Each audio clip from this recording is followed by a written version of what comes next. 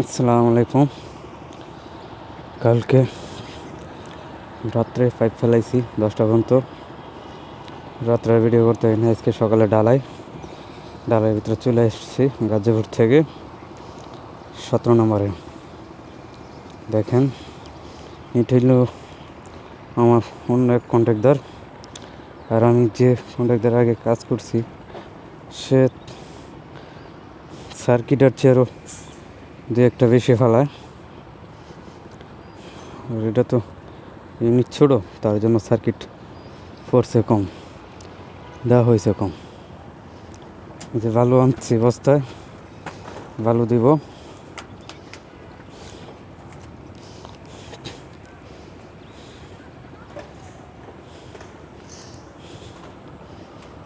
এটা হলো seal line,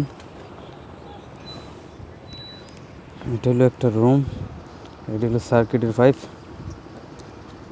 দেখেন, 2 ফ্যান বক্সেতে দেওয়া রাখছে, তাতে কখনো যদি নষ্ট হয়ে যায়, একটা পাইপ মার খায়, তাহলে আরেকটা পাইপ দিয়ে আনার জন্য বাইপাস করে তার লেগে আর কি দেওয়া হয়েছে। এই যে 10 ইঞ্চি গাঁথনি।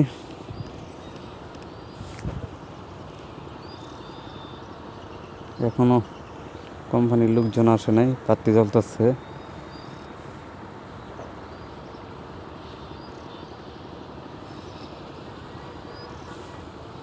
এক একজনের কাজের ধরন এক একভাবে, বোঝা বড় দায় হয়ে যায়।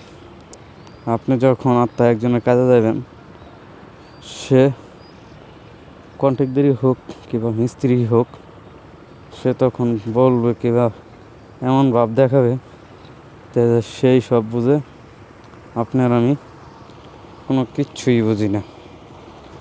এটা হলো আর কি নতুন অবস্থায় একজনের সাথে কাজ করতে হলে একজন তখন এই ভাবটা করে।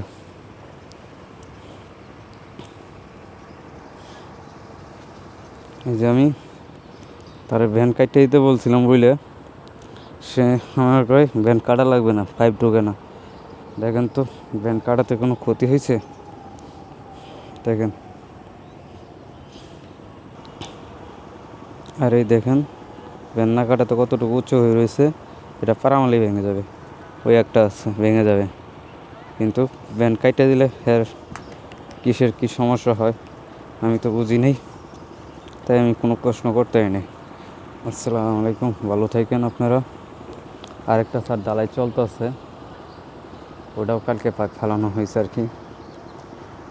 এই ভালো থাকেন, রাখি এবার, হ্যাঁ।